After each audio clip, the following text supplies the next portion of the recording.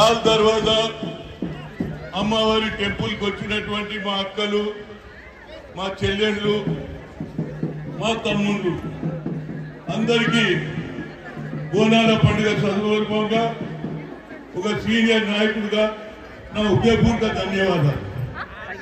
గతంలో రేవంత్ రెడ్డి ఇక్కడికి వచ్చాడు. అమ్మవారి దయ వల్ల ఈ భారతదేశంలో ఎవడన్నా 4 ఏళ్లలో ముఖ్యమంత్రి అయినాడు.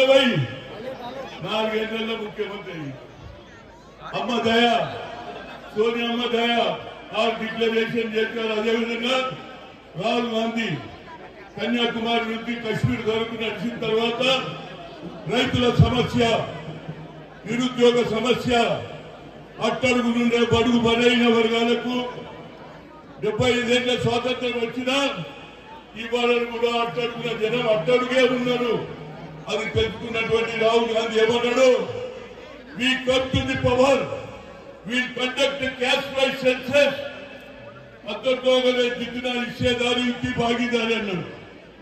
అదేవిధంగా 50% సీలింగ్ కూడా ఎత్తేస్తాడు. అందుగురించి మన రాష్ట్రంలో జరగబోయే పంచాయతీ నగరపాలిక ఎన్నికల్లో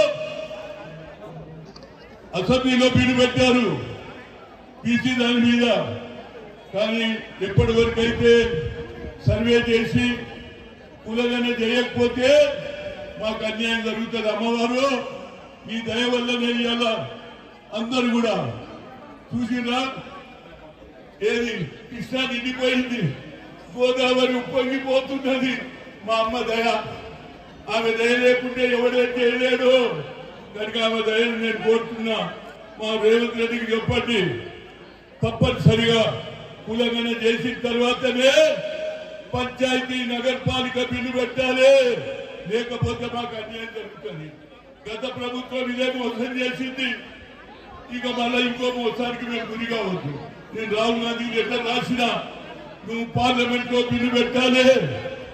ఇవాళ పొద్దున్న లేస్తే పేపర్లలో అన్ని బీసీ సంఘాలు కులగన జరగాలి, కులగన జరగాలి, అప్పుడే పంచాయతీరాజ్ నగరపాలిక బిల్లు పెట్టాల్సింది.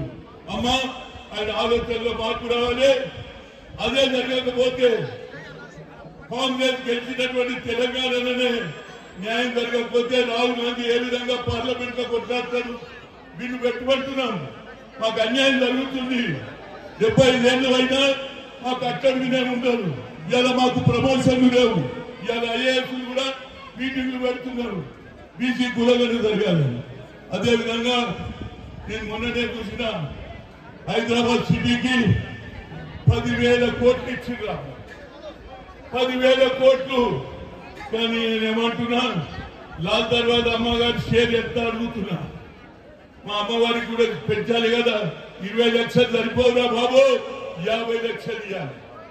అప్పుడే మా పోతరాజు కానీ మా చెల్లెళ్ళు మా అక్కలు బోనాలు ఎత్తుకొని వస్తున్నారు.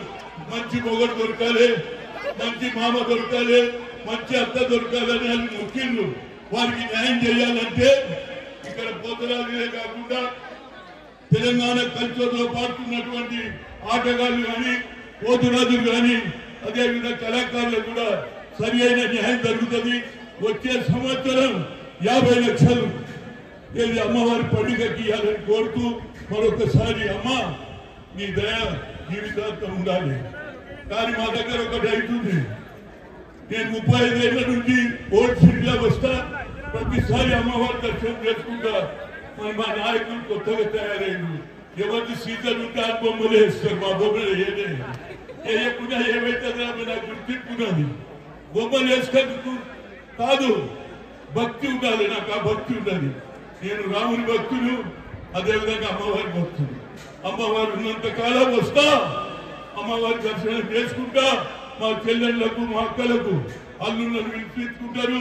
మంచి ఏట కొలిసి మంచి కోడి కొలిసి అన్నాలు పెడతారు. కాబట్టి ఈ పండుగ యావత్ భారతదేశంలో పాపులర్ కావాలి.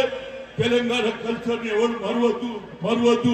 మరొకసారి మా అక్క చెల్లెళ్లకు, వచ్చినటువంటి తమ్ముళ్లకు, పోతరాజులకు, అదేవిధంగా పోలీసు వాళ్ళు మా గురించి ఏం చెప్తలేరండి.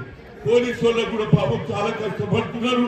వారికి కూడా నా ఉదయపూర్వక ధన్యవాదాలు. Thank you. మీడియా మిత్రులకు కూడా మీరు అనుకోవద్దు మా సంగతి చెప్పలేదు, మీరు కూడా చెప్తున్నారు. మీకు ఇట్లా స్థలాలు కావాలని అడుగుతున్నారా దాని గురించి కూడా నేను కొట్లాడతాను. నమస్కారం. జై తెలంగాణ, జై అమ్మవారు. Thank you.